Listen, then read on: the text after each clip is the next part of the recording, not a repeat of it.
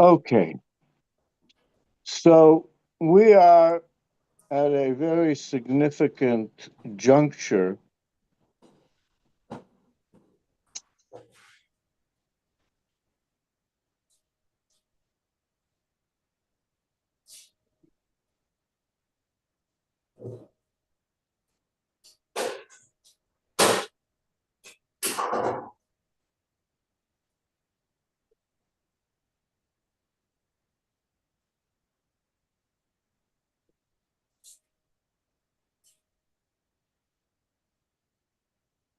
Is anybody still there? I pushed the wrong button.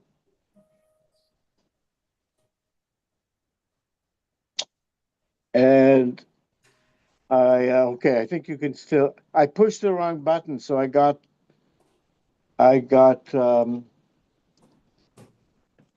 sent away from the stream. But Well, you're sideways, Rabbi. I'm what? Oh, I think you're okay now. You're sideways. Yeah, now it's, hopefully I'm not. That was a problem I was having yesterday. Okay. You're still sideways. I'm still sideways? Yeah. Hold on. Yeah. There you go. Is that better? Yes, you are vertical. Good. You're upright. Okay. That's good. Okay, let's find the text.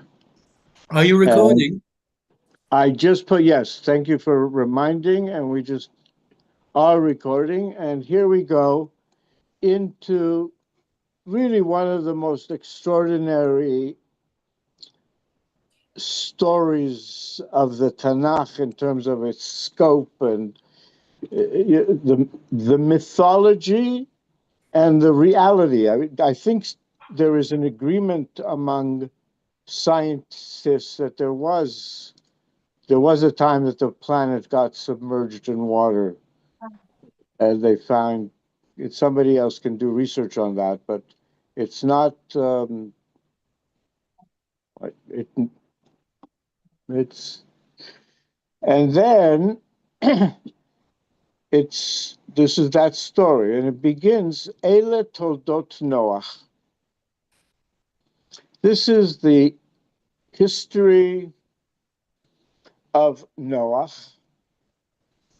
Noach, Ish Tzaddik. Noach was a man who was called Tzaddik, Tamim. These are all positive words that are being used for the first time.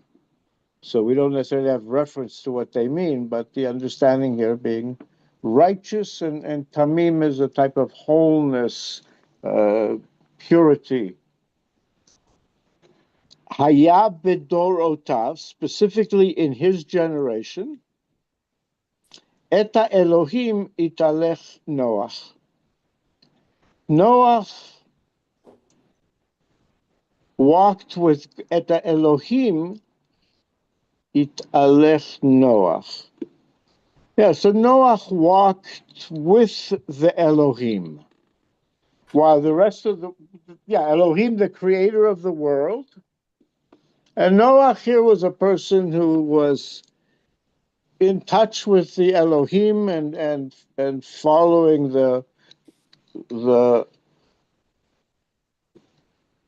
everything that meant. It meant, of course, tzaddik and tamim. It meant you have the status of being called a righteous person, and tamim. So the sages, the Midrash looks at it, and they find something interesting. They find that the verses themselves read, Eile Toldot Noach, Noach. Noach's name is doubled. It's repeated.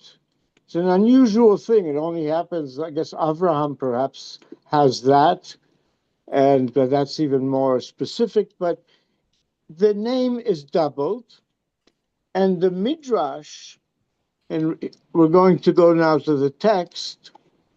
The Midrash says, Mi shehuchpal shmo, someone whose name is repeated, doubled,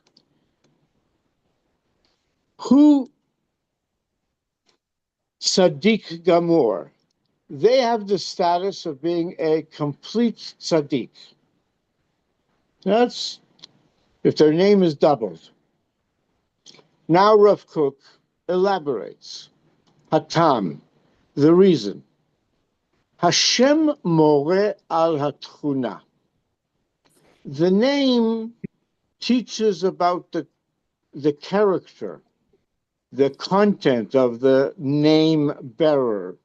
What is the tochen of the one whose name is, whatever the name is? A name shows the tochen. And he says the name demonstrates the character of the person. Behine, ha'adam murkav miregesh v'sechel. There is a principle in existence. A human being is composed of emotion and intellect. Every single human being in the world. And then, yesh mi shaharegesh shelo tov. There is a person, or there is those people whose feelings are for the good. Their emotions are sincerely for the good. And he really feels that v'kol ha'ma'asim ha'tovim sheharegesh yichayev, and all the good actions that his feelings obligate him to, push him to, because he has these feelings of, he's moved to do good. So whenever his emotions are stirred to do good, hu mukhan la'asot, he's then ready to do good. That's good, right? However, davar sheharegesh eino yechayev, eino mechayev, something that his feelings don't push him to, feel obligated to. He doesn't he's not moved by it emotionally. Afal pi shehaseichel v'hatorah mechayev, even though it's a situation in which the intellect, if you think about it, you say, obviously I have to act in this situation. Or the Torah obligates you. If the Torah obligates me to act, I don't feel like it, but the Torah obligates me. But in this situation, you have people who, if their feelings aren't moved, even though the Torah and their intellect, human intellect, obligates them, lo yimaher lasot. He's not going to run to do it quickly. He's not going to have much enthusiasm. Maybe he'll do it, he won't be running to do it. This is an example of somebody who's not a complete tzaddik. He's not complete in his righteousness. A person like this, their name is only mentioned once. And then you have, on the other hand, someone whose intelligence, his intellect is yashar is the word he's using here, straightforward, and has integrity. V'kol makom shehu markish beseka, which means that in every situation that he feels in his thinking, in his consciousness, Hashvo ve'asa. He'll think about it and he'll do it. He'll act on what his intellect tells him, or what he comes to realize in his intellect. He'll act based on his intellect. Aval eino nimshach leharegesh. But they're not really drawn to the emotional realm. They also won't get that passionate to whatever it is they're doing. They'll do it in a cold, analytical sort of way. So that person that doesn't have their feelings engaged in what they're doing, etzlo chaserot, that person is lacking kama peulot, a number of different activities and actions, sheharegesh mezarez lahem, that the emotions move people to. And they'll be missing that whole emotional drive to respond, to do good. And they therefore won't have the same, passion for it. A person like that, that's just in their seichel, al ken nikra gam ken shmo rak pam echad. His name is also named just once. Omnam. Mi shehishlim atzmo bebeit shmotav, but someone who has been able to bring his own self to wholeness with these two aspects of his being, beregesh uvesechel, they are operating with their regesh and with their sechel, and therefore a person who is in touch with both of them and acting out of both of them, which of course is a necessity for mental health and satisfying living and all of that stuff. So that person, hu mukhan la'asot kol ha'ma'asim hatovim, he is prepared to do all the good actions that are necessary. He is willing to do good in all situations. Bein otam she'haregesh mechayvam, those situations where his feelings obligate him to, push him to, or those situations bein otam she'asechel v'atorah mechayavim, in which the sechel and the Torah obligate us to do. That person who has integrated the regesh and sechel, will then act. Hu mukhan liyot memule beharbe ma'asim tovim. He is prepared then to really do a lot of good actions. V'zeh hakpalat Hashem. This is the meaning, the significance of the doubling of the name, the repetition of the name. That is a sign of a moreh al tzaddik gadol, of a large tzaddik, which in here is called a tzaddik gamur. The Midrash says, Mi shehuchpar shmo hu tzaddik gamur. And Rav Kook is here drawing from it a profound psychological truth, and that, all the doctors and the psychologists in 20th century has been about coming to this understanding. And because we came out of cultures in which the focus was emotions, the focus was mind, and we see how dangerous it also is when you have actions out of emotions without seichel, and we've been seeing a lot of that in behavior here in Israel. The people have been behaving out of regesh without seichel, and that's very destructive. As well as the other, just seichel, just logically without any empathy and understanding of the emotional reality that one is trying to do good in. And so I really want to bless us that this is such a basic teaching from Noah and to the whole world, to all humankind, that we can really integrate those, and then that will act based on that integration of Regesh and Seichel, and will act wisely, and will act with real feeling, true love and concern and caring, and we can be extraordinary agents of good in the world. Venomar. Amen. Amen.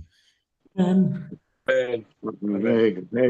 So that's the that's the personal message that we can learn that Rav Kook brings forth from the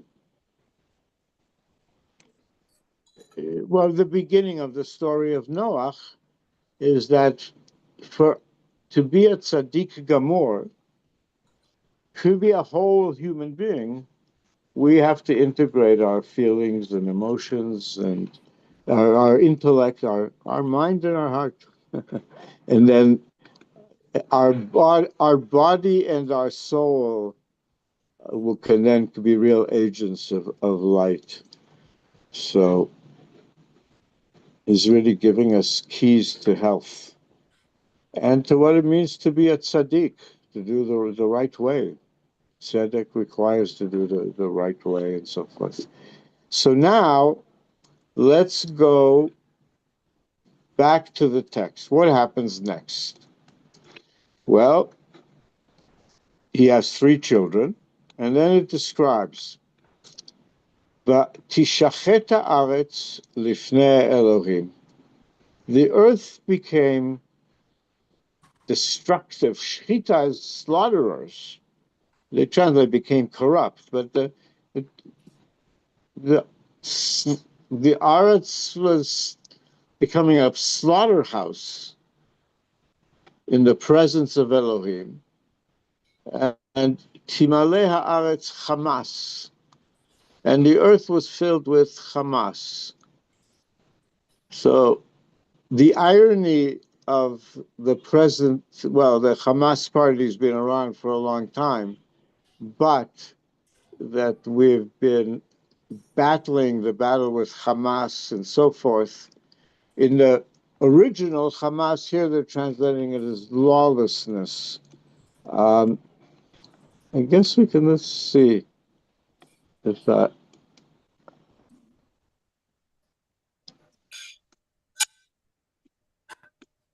another,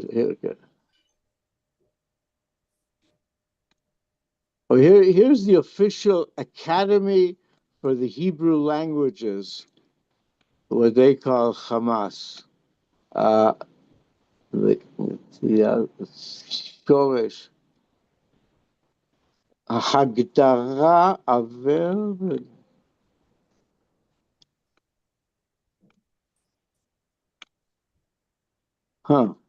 They got too many. I'm trying to understand, get the basic meaning that it has in Hebrew here, but Avel is injustice, wrongdoing. Gazelle is thievery. So it's stealing and lying and but I think you can also find a sort of meanings of anger within it. And let's look. All right, here's Eliezer ben Yehuda. Let's hear what he said about it. He was here at Maseh aval, injustice, wrong. So the world became full of injustice. The law systems became unjust. And then there's all these other roots here in Yeshayahu, in Zephaniah. They all describe the world of Hamas in so many prophetic writings. And Hamas has been big in the news lately around here as well. So that's the situation that became in the world. And God said to Noah, and God saw this, Vayar Elokim et haaretz. God looked at the earth. He didn't come to this conclusion that it deserves this without looking. And this is where also we get all the laws of Elohim is one of the code words, synonyms for law court. So God went to look at the earth to see, Vehine, Nishchata. It had been, slaughtered. Hishchit kol basar et dako. Every flesh had gone, corrupted his way on the earth. Everybody was becoming an agent of evil, of doing evil, doing injustice. And so God spoke to Noah, Kates kol basar ba'lefanai. The end of all this flesh has come before me because Mala Aretz Hamas mipneihem. The earth has become filled of Hamas because of all these people, what they did. Vihineni mashchitam et haaretz. So I'm going to destroy them from the earth. It's quite a strong statement. And then he tells Noah what to do, and the whole story continues. Now, what are we to learn from that? From this basic reality that the Creator told Noah that I am now going to destroy the earth because people were doing awful, bad. Bad was dominant. Anybody want to feel free to speak up? I feel it's a little bit of a monologue, so feel free to speak up if you want to respond to that. But I'm also happy to let Rav Kook said something quite profound about it, and I'm happy to read that. But Rav Kook says like this, and this section I actually have in running English and Hebrew.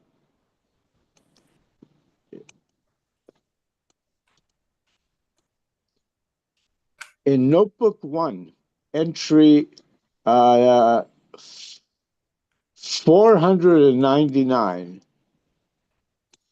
Rav Kook talks about what we are to learn from the story of Noah, from the event of Noah. What is the Torah teaching us in telling us of this story in the way that it's telling us the story? So he says like this, Torat Israel meva'eret. The Torah of Israel is clarifying. It is explaining what? Ech kiyum ha'olam, how the existence of the world, ve'hamusar ha'enoshi, and human ethics, the level of ethics of the humans in the world, heim tluyim ze bazeh. They're dependent on each other. In other words, if the human are acting ethically, the world exists and exists well. If humans are not acting ethically, the world, well, won't exist. It depends on our behavior to exist. And that's basically what the punchline of what God told Noah. Sorry, this is the rule of existence. And the Torah here is telling us of this basic core rule of existence. It's not a Jewish rule, it's an existential rule. And so Rav Kook continues, Memele muvan, and from this we can certainly understand automatically, like a kal v'chomer, but even more so on shichlul ha'olam, that the improvement of the world, the perfection of the world, b'shichlul hamusar, gam hu kashur kesher shel taima, that the improvement of the world and the improvement of the ethics of humanity in the world are connected in an existential connection. It's a permanent connection. Kesher shel kaima. They're built in together. Like this oxygen depends on it's that sort of physical relationship. It's an absolute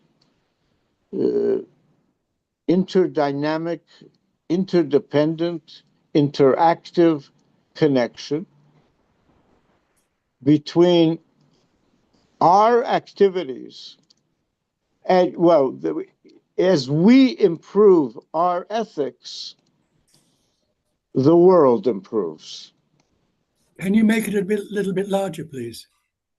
Yeah.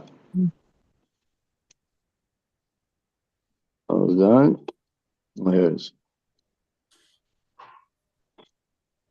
The Torah of Israel explains how the existence of the world and human ethics depend on each other, and so it is understood that the improvement of the world and the improvement of ethics are connected with a permanent connection. And here is the line I would like to make much larger, and since I can, I will. Oh, wait, I was going this way. This line, I really want to ask you to pay attention to this line. These 6 words. You see those 6 words? I'm going to make them even larger. Zot hi ikar dat Elohim Israelit. This is the foundation of the Israelite knowledge of God. The Israelite knowledge of God means that we know that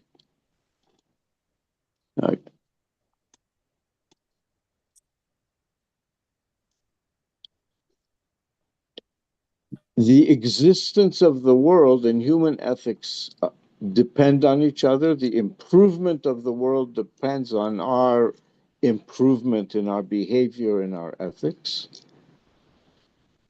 And it's that simple, and it's that universal, and it's that foundational. That this is the essence of the people of Israel's knowledge of God. That's what it means. We don't know what God is. We don't know so much, but this is what we do know is embedded in the very being of creation.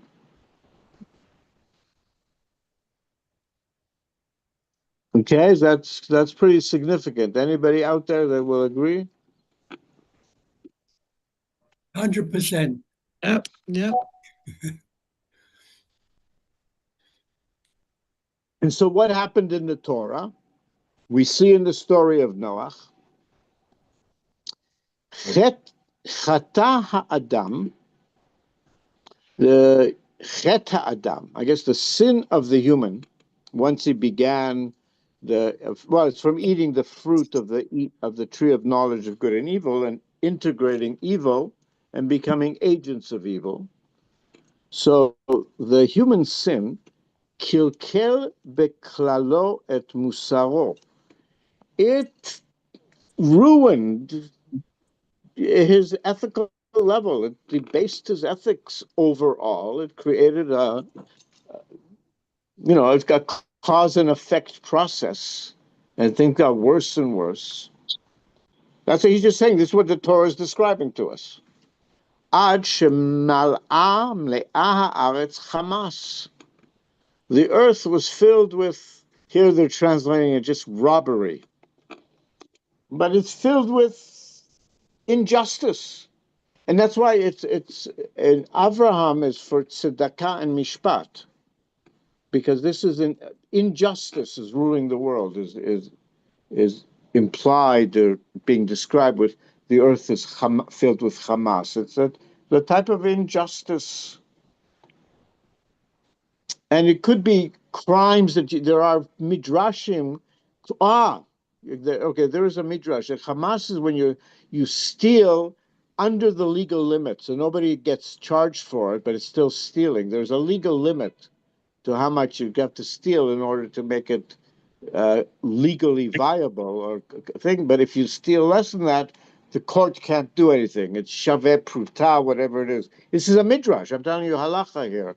So that becomes a discussion of Hamas is the amount that it's not a good thing to do, but the Torah, God is not going to take you to court for doing it. It's not enough. So it's, the little things. Another way of understanding the earth becomes filled with that sort of behavior, and then that just gets worse. It corrupts its way, and then Heira et Yetzer machshavot libo. It subverted the inclination of the thoughts of human's heart, and that's this. Ki hishchit kol basar et hakol, mala aretz Hamas v'hine mashchitam. So he's referring back to the parsha, using that language. And so then what happened once people debased their ethics to the point that all of the earth was filled with robbery and flesh, all the flesh had corrupted its way, and the inclinations of the thoughts, we went to Yetzer Hora, started to take over. Well, ha'olam mitkomem alav. The world rose up against him. The world rebelled. Hitkomemut is a revolution in modern Hebrew. It rose up in protest against him, but the world rises up against the man, the human. Yored Mabul, a flood deluge descends, umoche et hayekum kulo, and erases the entire existence. That's what the Torah is describing. We debased our ethics to that point. The Yetzer Hora was in control. The world that was created as an agent of Tov rebelled against us, against the Ra, because the world is, it's an agent of Tov. So that's the bad news. The good news is there was Noah and the tzaddik, and there were survivors of this horrible thing. And here Rav Kook relates to that. Shoresh ha'adam hanishar, the source, the root of the human being that remains after such a difficult experience, the survivors of that, the root of their humanity after going through something like that, mitchazek beyoshro. It gets stronger in its uprightness, in its integrity. It then realizes, wait a minute, I do have to take Elohim seriously. I do have to. I have to learn from what just happened to all my friends and relatives, and just who it was. Noah and his 12 sons and daughters, right? Noah and his wife. How many human beings were on the ark? Oh, the Medrash. Somebody ask your telephone, please. Was there 70? No, There are 8, weren't there? well, they had to have their wives there. So there's 8. Yeah, No, but 12. Count. Oh, Ham, Shem, and Yafet. Right, there were only 3 sons. Right. I was thinking, wow. But who did? Like somebody had to do the laundry and stuff. They took turns. But the remainders, the survivors, well, they come out of that and wanting to make an effort to be yoter chazak in their derech hayashar, in their integrity. Hayosher, the sense of integrity, mitametz bekishuro im Elohim, will make an effort in its connection with Elohim, to connect with Elohim.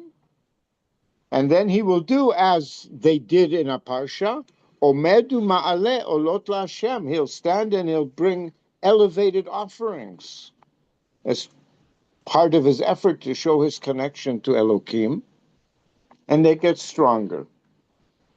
Now, what I notice here, what is the next stage in the evolution of humankind after the Noah and his children? Well, it's Ham, Shem, and Yafet. And Shem has a son, Avram. Right? Was he actually, that was his father? No. It was his great 10 grandfather.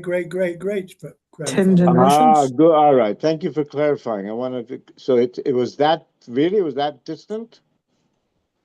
Then Ever was his, I think, great grandson, and then you're talking, yes, 10 generations. 10 generations. Noah to Abraham. Wow. But that is the next evolution, which we'll get to in Lech Lecha. And what is Abraham's, what does he bring into the world? What comes out of the children of Abraham? As Pirkei Avot asks, what's the basic question? Ezehu derech ha-yashar. What is the way of the straight way? And of course, the name Israel is based on Yashar Els, direct to God. It's Israel are the ones that then become they make the connection with Elohim. Yesh Shero'eh El is another meaning of Israel, and it's also related to the word Yashar, but a being who sees Elohim. And that's how the story then goes to Abraham, to the story of Israel, which we are now in our chapter in it. And it's extraordinary to see how much we're dealing with a situation where the earth is filled with robbery and flesh corrupting its way, and so much of the junk of the Yetzer Hora is being thrown at Israel. It's like, it's beyond belief. Can we draw a parallel with like the present? Is that, yes, we have Hamas now in every respect, and we've got a flood of insanity, and a teva is also not only an ark, it's a word. And so maybe the only way to float above this flood is through using the words that are inspired by God, holy words, and in that way that would lead to holy actions, and we'll save the world. Sure, it's a lot of it is. I mean, that's why I like, reading Rav Kook to the world, because I don't know of holier words that relate to the world situation. Right. So his words are like an ark. That's our refuge. The right words. And yes, well, that's what the Torah is that, but it's his understanding of Torah is an understanding of Torah that's good for us to integrate.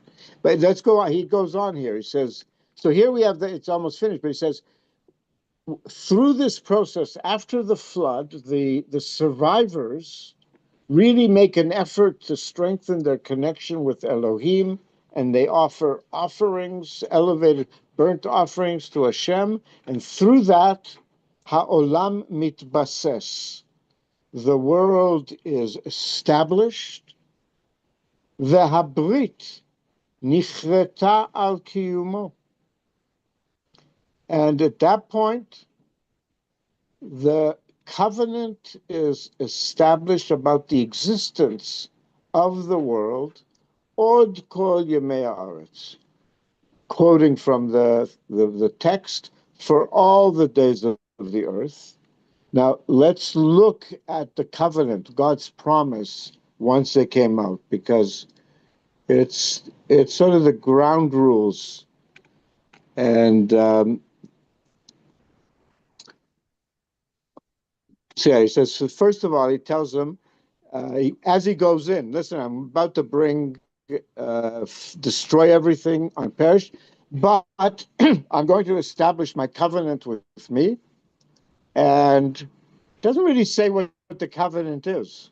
It says we're going to start, it doesn't specify. I'm going to make a covenant, you enter the ark, do all this, and bring all these, and there'll be a survivor from all of these. And Noah just did that.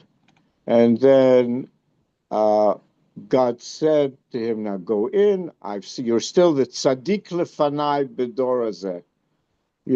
Don't worry, you still got the status. If you think you've done anything, he encourages him, and then, but the pure animals, and then describes what's going to happen. And machiti et kol hayakum, I'm going to erase. The same way that limchot et zecher Amalek.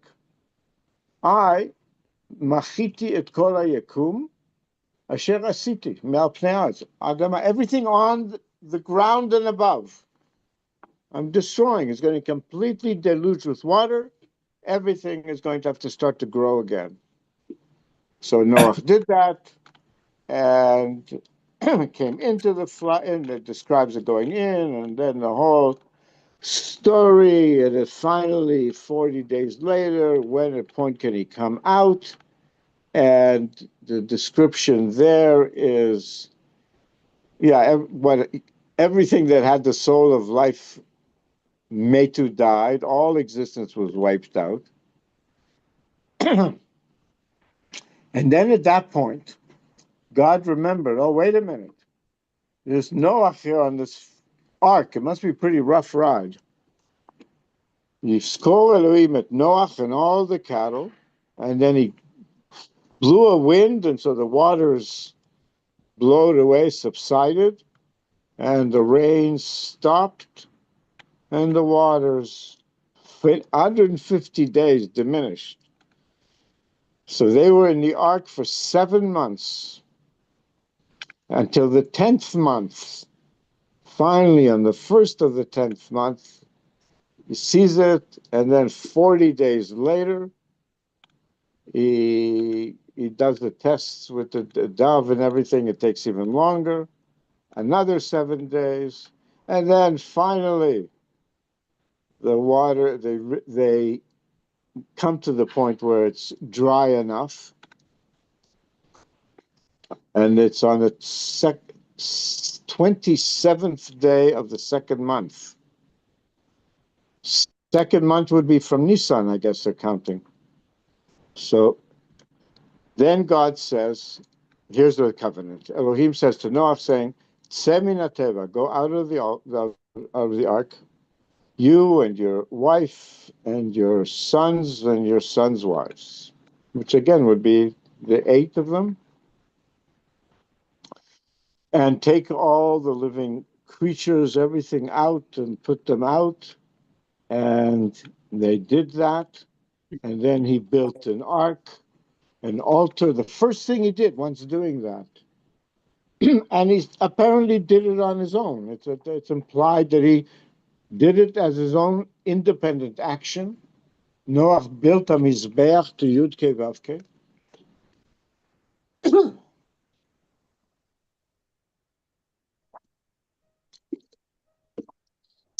And he offered the offering. And at that point, that's what made the difference. Noah did that action. Vayarach Yud-Kei Vav-Kei et reach hanichoach. Yud-Kei Vav-Kei. And now again, it's not Elohim anymore. It's now Yud-Kei Vav-Kei is the relationship. Is speaking, so to speak, or acting. And Yud-Kei Vav-Kei says to himself, Lo osif lekalel od et adama ba'for Adam. I will no longer continue to curse the ground because of human behavior. The situation, Yetzer leva Adam ra min orav. The situation right now is that the heart of the person is directed to doing ra from his childhood. And therefore, if I'm going to react by destroying the earth because of that, it's just I'm going to be destroying the earth all the time. There won't be room for life. People will be doing bad.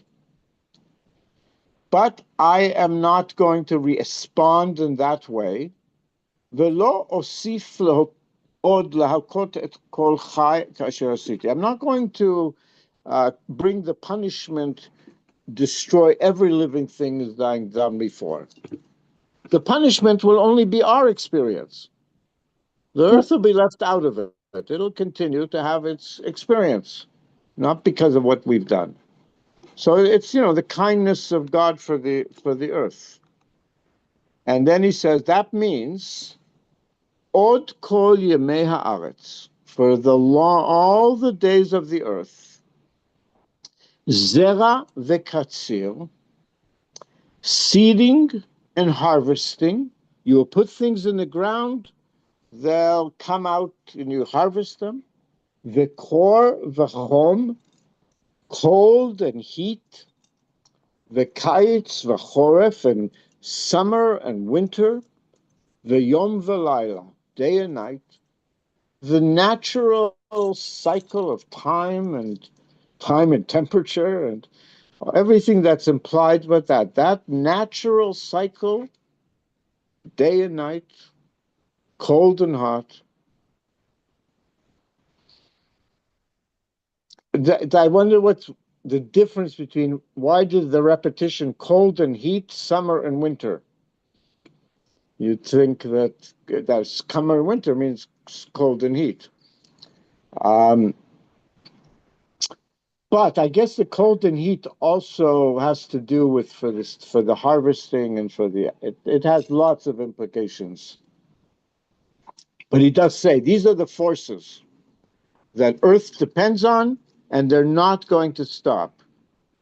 So I want to remind us to thank God for this next time you're in a place where you're thanking God for things, because it means gravity. It means we can exist. And that's the covenant. Oh, I know he goes on a little bit further because he uses the words Agimei Aretz, and then he blesses Noah and his children, be fertile, increase, fill the earth. And then the fear and dread of the animals will be upon you, and that relationship. And this is, you'll be able to eat all the creatures, but there's only one, here's two laws. Basar benafsho damo lo tochelu. You cannot eat flesh with its blood in it. So don't eat the blood of anything. And even worse, shofech dam ha'adam be'adam. The human being who spills the blood of another human being, damo yishapech. Their blood will be spilled. Ki b'tselem Elohim asat adam. So was it permitted to eat meat before the flood?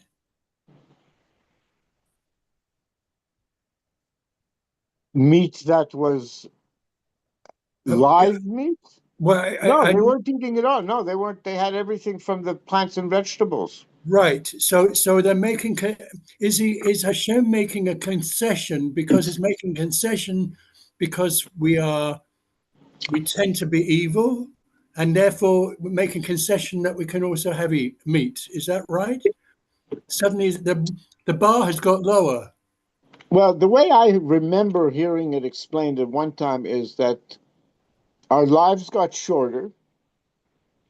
Nobody was living 700-800 years after this. This is where the 120 kicks in, and that there was some need for animal protein. I never bought that. I don't know. It's something that I thought they didn't have any vegetables after the flood, so they had only that's right. They animals. needed, that's the one. They needed immediate food, and they couldn't depend on. I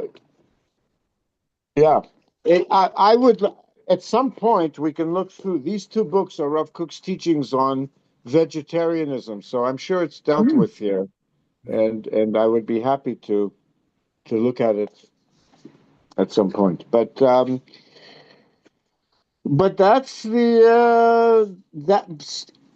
that's the covenant. This is still part of the covenant that God will do that, and our part is that we have to make sure we don't spill blood, because if we spill blood, blood will be spilled. Our blood will be spilled, and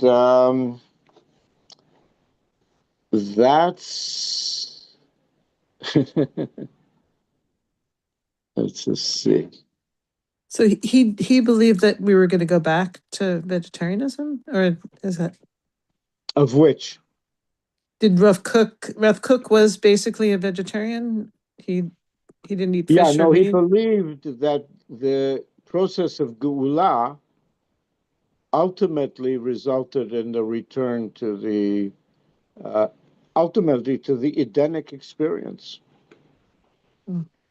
Really, to the Edenic experience. But I want to bring a blessing to this. Just I want to bless us that we can really understand Ikar Dat Elohim Israelit.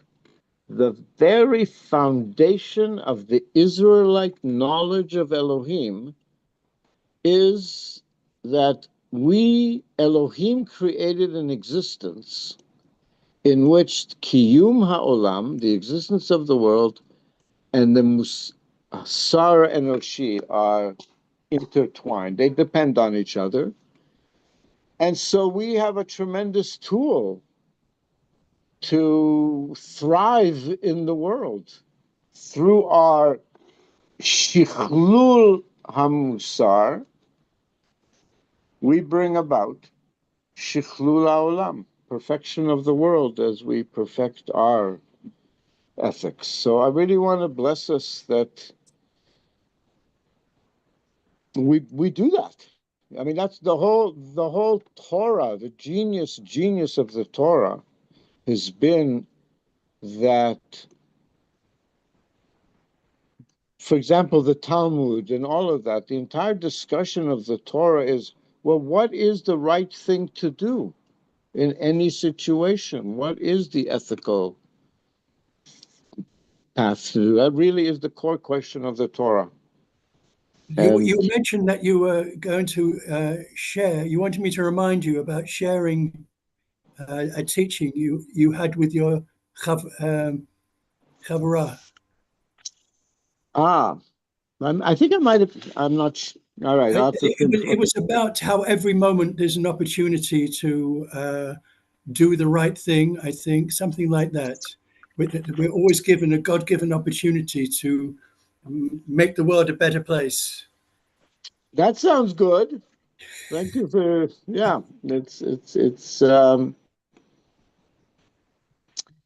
yeah, I'm looking here. There's a few other places where Rav Kook talks about Noach, but in Notebook 8, he has a passage where he says, we have to really understand that there were really, really high souls that led to Abraham and Sarah. Noach being, then he names Seth and the other ones. He names the process that we have to understand that here is an example of human beings who the well-being of the planet was in their hands and reach and concerns. So it's not just we come out of that. It's not that we're more than that. And Rabbi, may I ask a question? Please. Yeah, hi. I've always asked this question about Noah was Sadiq, but his sons and his wife were not necessarily, and yet all of humanity came from all of them. So I thought I heard the answer in your shiur today that because of the experience of the destruction of the world, surviving that was a rectification also for them. In some way, it meant they didn't fall to the point that they fell before that happened, and they made more of an effort to find the moral path, even though they were. Because what happened after that was everybody said, yes, you have to be moral, but the way to be moral is, my way. But there was a sense, a common agreement that we have to do the right thing, the good thing. Nobody was making a theology of let's do bad. So it kind of codified the Noahide laws, like codified in a way. those. There was a certain common agreement. You're not killing is bad, stealing is bad. That ultimately, people that somehow entered the consciousness of humankind as a common agreement. Mm-hmm.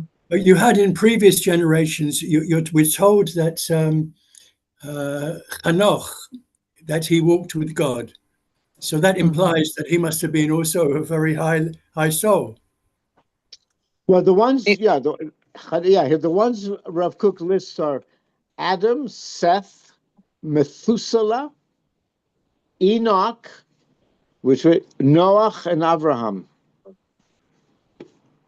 So there was Baruch Hashem. Boy, do we need. So what's this? What's this? So I really want to bless us that. The world has been flooded with.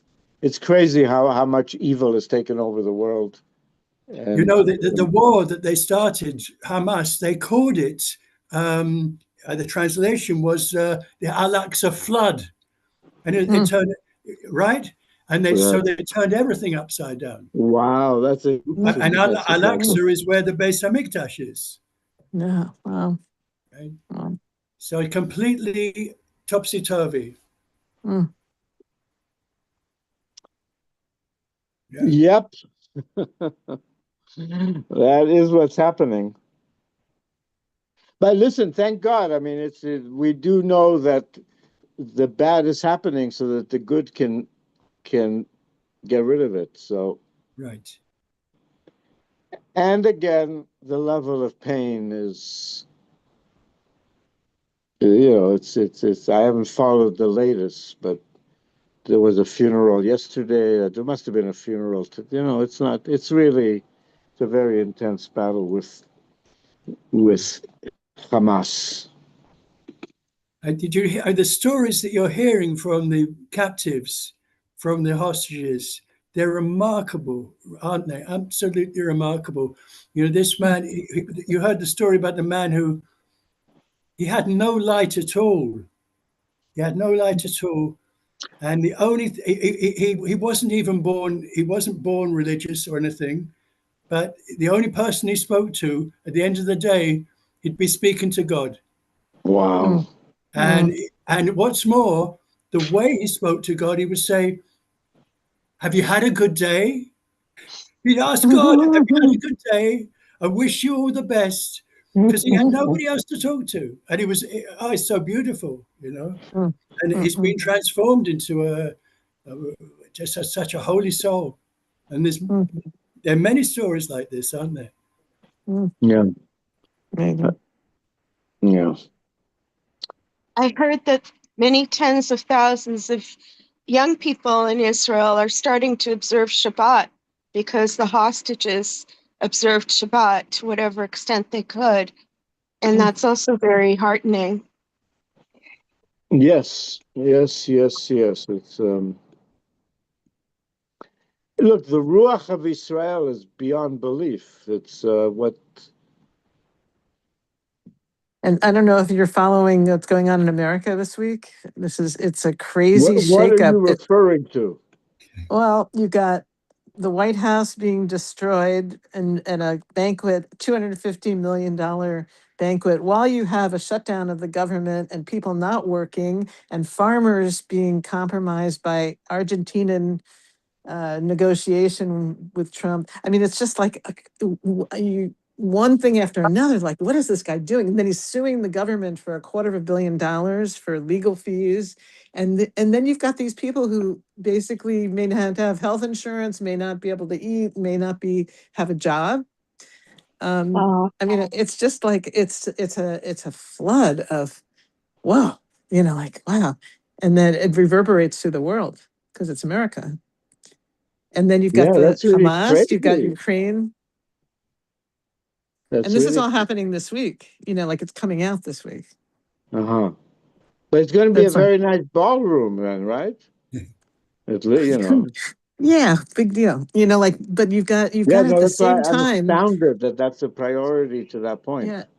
And the United States people did not have a choice in any of this. It's done by one man who loves Israel. Like, you go through like this, it's like a roller coaster.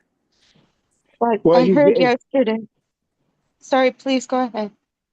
But it's like a model. But to it a feels lot like a of model. people in Israel, he's a heroic figure because the fact that he, in whatever way, was the agent that caused the situation that all the live hostages are at home is a heroic act of here.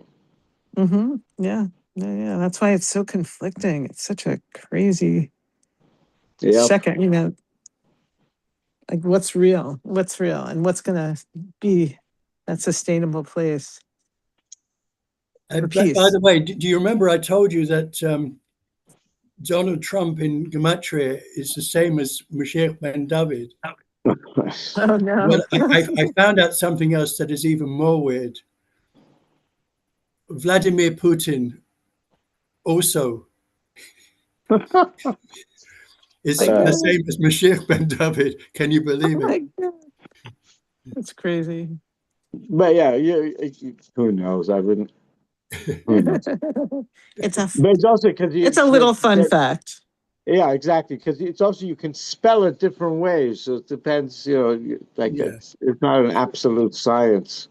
True. Though geometry is gematria is from the lashon geometry. Geometry, and there is actually the Hebrew letters do have those sort of dynamics. So, But I'm not are you familiar with the teachings of Mendel Kessin, Rabbi Mendel Kessin?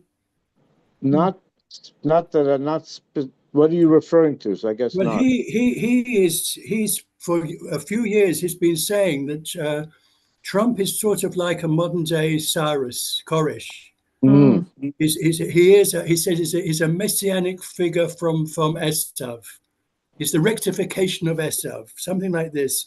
And so who knows? I know with all his faults, and I know he has many people who hate him, but he does have some unique way of operating that is not like a Yeah, politician. because nobody else would have done what he did to bring this situation about in Israel. There's nobody else that He's coming just from a would completely have different the place. audacity, Yeah. all of that, and the sense of here I'm going to be the grandiose. I mean, it's huge ego. It's huge ego, and yet, but I'm so happy for all those families and so much of Israel. It was a Yeah. huge gift, hugely nightmare. So, I'm very glad that that's what happened. Yeah. Hopefully we can sustain the good things. Amen. Without Trump, we wouldn't have been able to go in and take out those nuclear facilities in Iran. Yeah. Yeah, no, exactly. Oh, yes. So thank God. All right. So it's Erev Shabbat, and here we are at Beit RAV. So we're going to get Oh, wow. All right. Shabbat Shalom. and so Shabbat Shalom. When Sunday we'll return to the Kanfei Ruach, the wings of spirit, and Thank well, you. Thank you. thank you for this journey into the lights of Rav Kook. Shabbat Shalom. Thank Thank you. you, Thank Rabbi. you. Thank you. Shabbat Shalom. Shalom. Shabbat Shabbat Shalom. Shalom.